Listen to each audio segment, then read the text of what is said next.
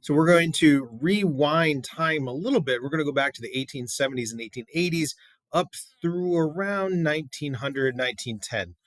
So this is overlapping with the Unit 3 material. Unit 3 dealt with domestic issues. This is going to be dealing with foreign policy. And what we're looking at is the American motives and outcomes for various policies and foreign interventions. And the thing that we need to understand is the United States went through a period known as the age of American imperialism, or this idea that the United States is going over and conquering smaller, weaker countries. They just took them over. And there's a bunch of reasons for that. The first is what I call the M&Ms, because they're delicious and the United States always wanted more. And that was a capitalist desire for new markets and raw materials. They wanted the stuff that they could feed into the factories, but they also wanted a place they could sell those items. And you can see here, this is Uncle Sam, and he's using the Philippines as a stepping stone to get all of these products over here to China. Okay, so that is a stepping stone. After all, the Philippines are a stepping stone to China. Another reason for American imperialism was as a Christian nation, or as growing Christian nation, those Christians in the United States wanted to have, they felt the need to proselytize. They wanted to go out and harvest souls for God. They wanted to go to those non-Christian countries and convert them. Lastly, the United States is very much in competition with European countries and wanted to prove that the United States was a world power on the world stage. So the United States got through the Civil War. They're in the Gilded Age. They're growing more economically powerful. Their military is there, and they want to show that they're more of a world power and not just a local power. So using the influence of a book by Alfred Thayer Mahan, an admiral in the Navy, they grew the power of the Navy, created what's called the Great White Fleet, and are going to try to take on the world. One of the reasons the United States became an imperialist nation was because they wanted to be a world power and show off to the rest of the world, but also is tied into the same thing that we saw in the previous unit, and that's social Darwinism. The idea that they felt that the best would rise to the top, which is closely aligned with this concept of white supremacy. And you can see in this cartoon below, the United States believed that powerful nations were justified in dominating weaker nations. And in this scheme of things, all of these powerful nations are rich white nations, and they're going to go into these small non-white nations like the Philippines and Cuba and Puerto Rico and Guam and Samoa, and they're just going to take them over, largely justifying it through what's referred to as the white man's burden, that these non-white nations were savage nations. They didn't know how to govern themselves. They didn't have a proper economy. So the good, powerful nations like the United States and the European nations needed to show them how to be proper nations. An example of this is Hawaii. Hawaii was united all the way back in 1795 under a kingdom, and it was largely successful. But the United States capitalists, particularly sugar producers, found Hawaii, had created agreements with the planters in Hawaii, and that led to a sugar boom. Again, raw materials. Queen Liliuokalani wanted to limit power of the United States in Hawaii, right? Saw the threat to her nation that the United States capitalists imposed. And when she tried to limit American power in 1891, the planters that were in Hawaii and the American government through the U.S. Marines led a coup and overthrew the queen. Hawaii was then taken on as a territory by the United States and then finally annexed in 1898, later made a state, I believe in the 40s or 50s. I can't remember off the top of my head. And this was heavily protested even at the time by Native Hawaiians because they did not want the United States to annex their country. The major event that shows the United States is an imperialist nation, though, is not the takeover of Hawaii, but the Spanish-American War. And please don't get this confused with the Mexican-American War. They both speak Spanish, but very different countries. The Mexican-American War was back before the Civil War. The Spanish-American War comes later, and it actually starts in Cuba as a war for independence. The Cubans wanted to be independent of Spain. They were committing guerrilla warfare. They were, small hit and run tactics against the Spanish who were occupying the island of Cuba. In retaliation, the Spanish were putting Cubans into concentration camps, putting them in smaller and smaller and smaller areas, and they were withholding food. And there's a huge humanitarian outcry from the United States trying to, wanting to help support the Cubans. And this led to some justification for maybe a potential war. That is going to be fed into what's referred to as yellow journalism. These newspapermen of the late 1800s were exaggerating stories using jingoism or this rah-rah pressure for war to sell newspapers.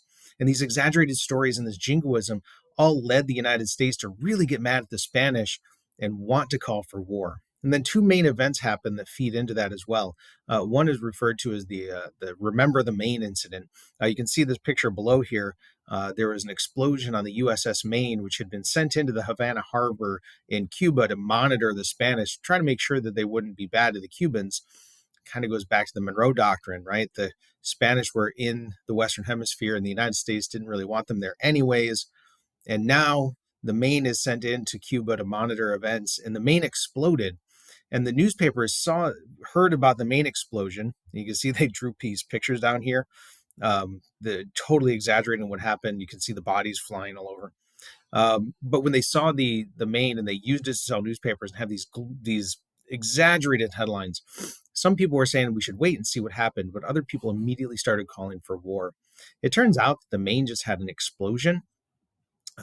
By accident. The powder kegs inside the ship blew up, but many people started saying it was the Spanish that was committing sabotage. Then the Spanish ambassador in Cuba wrote a letter back to his boss saying that McKinley was a weakling and wouldn't do anything about it, even if the Spanish had done anything. It's referred to as the Delhomme letter, and it made McKinley feel really irritable because now he's being called weak, and he's going to want to prove that he's not weak. Calls for war are starting to happen. The United States passes a declaration of war and even got something put in place called the Teller Amendment, which said the United States isn't doing this to take Cuba. The United States wants to make sure Cuba remains independent. So in that Teller Amendment, they said they will not take the island of Cuba. So we're fighting a war over the island of Cuba right here with the nation of Spain right here. Naturally, the first place to attack is, right, there's the United States, there's Spain, there's Cuba.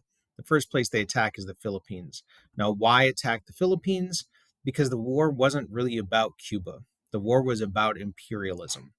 The Spanish controlled the Philippines, and the Philippines, as we can see in this cartoon, are a nice stopping point on the way to China.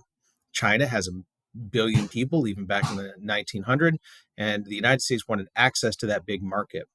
This is going to be what they refer to as a splendid little war. The Spanish were a weak power, so the United States knew they could easily beat up on the Spanish. The United States was so confident they started the war in the Philippines because if the war was over too quickly, they wouldn't get to the Philippines in time to take it, and they wouldn't have the opportunity to justify the expansion.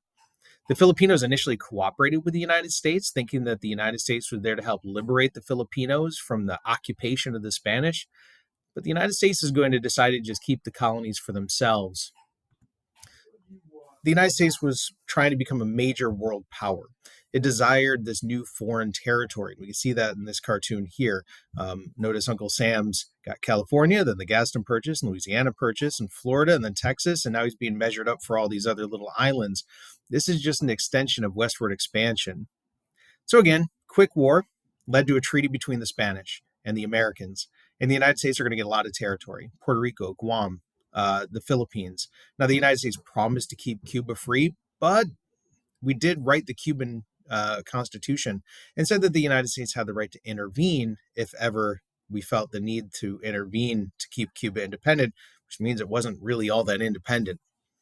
More importantly, for what happened in Unit 3, Teddy Roosevelt here in the middle, he became a war hero. And because he was a war hero, they're going to make him vice president in 1900 on the McKinley ticket. McKinley is going to be assassinated and thus making Teddy Roosevelt president.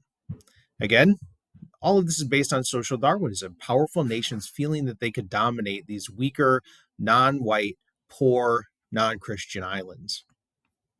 There was a debate about whether or not the United States should annex these territories.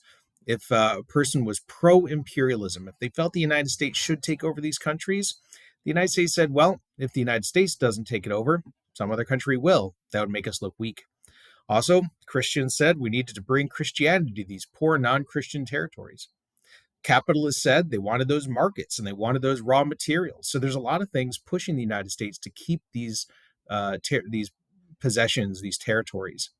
And they believed that there was an effort that was worth it because it would have a positive effect on the native populations. And we can see that in this cartoon. If you look on the top here, right? Look on the top, weak, oppressed, broken down. Their skin is even darker. And then if you look at the very bottom, they're looking like middle class, even drawn almost white islanders here, right? Philippines, Hawaii, Puerto Rico. So some people said imperialism was worth it because not only was it benefiting the United States, but it's also benefiting the other territories. But there is a very strong anti-imperial argument. Number one, the United States was born with the Declaration of Independence, and that was based on the idea that people had the right to self-government, and government is created through consent of the governed. And it was very clear early on that the Filipinos especially did not want the United States to be occupying their territory. So we were violating our own core principles of the Declaration of Independence by occupying these territories. Other people said it was just too expensive. And some people were just as racist as the pro-imperialists, saying that these people were just a bunch of savages and that it would ruin our country if we allowed them to participate in the good American idea. Again, very nativist, very white supremacist adjacent there. How do we know that the Filipinos didn't want the United States to occupy their territory? There's a whole 3-year Filipino-American war that often gets overlooked in American history. 4,200 Americans are killed, but over 20,000 Filipinos are going to be killed. Another 200,000 Filipinos, civilians, are going to die from violence, famine, and disease. This is a very, very deadly war, and it just gets overlooked. It's a consequence of imperialism, though. Why did the United States want the Philippines? Because they were really trying to get to China. And the problem for the Americans, though, was that China was already occupied by other European countries. The European countries of Britain, France, Germany, Japan, and Russia had already carved up most of the major population areas of China into what were called spheres of influence. And in those spheres of influence, those foreign countries controlled everything in the territory.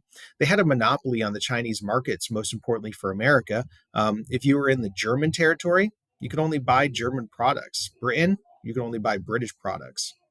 The United States wanted an open door to get into those markets, right? Open the door, let the United States in there to trade. But the United States doesn't have a sphere. You can see that in this cartoon.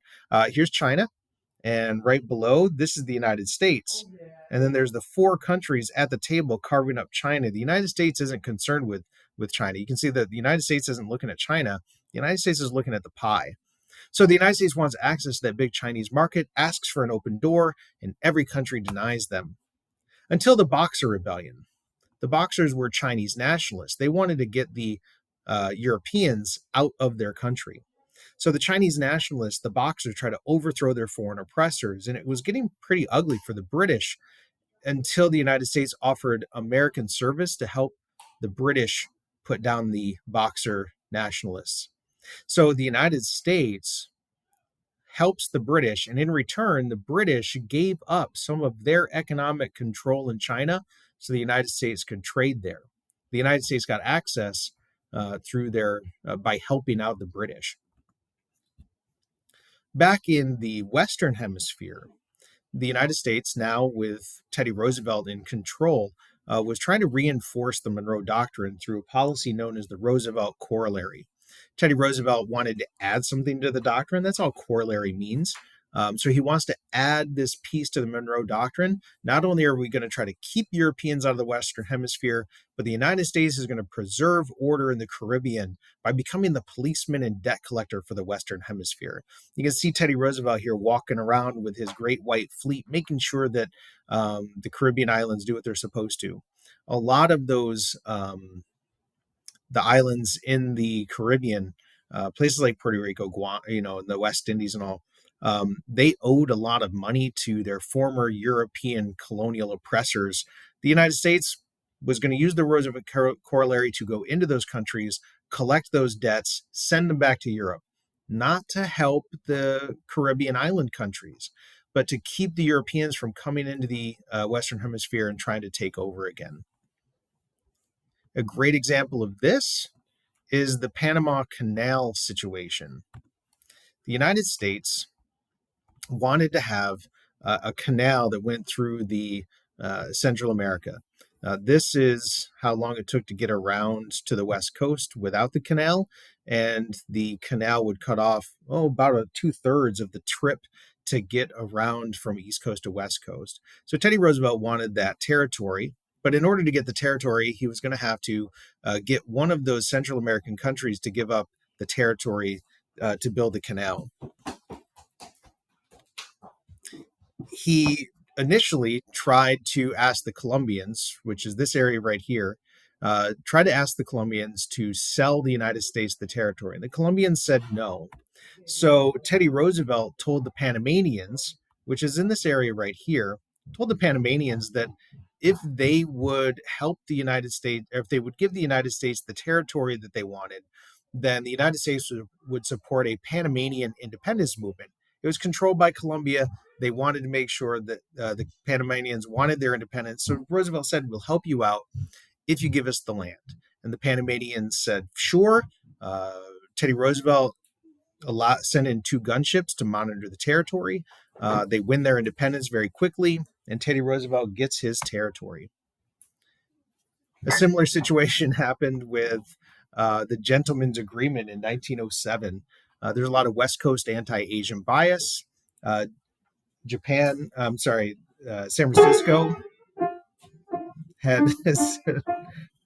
Francisco had segregated schools against the Japanese. And Teddy Roosevelt went to San Francisco and got the city to change the policy, but then also sent the Great White Fleet to Japan to negotiate with the emperor to stop the immigration to the United States. And in this gentleman's agreement, Teddy Roosevelt essentially fulfilled this white supremacist idea of keeping the Asians out of the West Coast. The other 2 progressive presidents are no better in foreign policy. Taft had dollar diplomacy, where he's going to encourage corporations to go invest heavily in Latin America. And then if any country ever objected to that, he would use the military to back up those investments. This is where we get the idea of the Banana Republic, where Dole Fruit Company went and bought up huge pieces of land, I believe in Nicaragua, and then essentially led a coup to take over the country so that the Dole Fruit Company could be in charge. And then later, when Taft is out of office and Wilson takes over, Wilson argued for what he called moral diplomacy, the idea that he would teach Mexicans to elect good men. In other words, the Mexicans weren't white enough to understand how to elect themselves, so he was going to teach them to do it. Anyways, the age of American imperialism.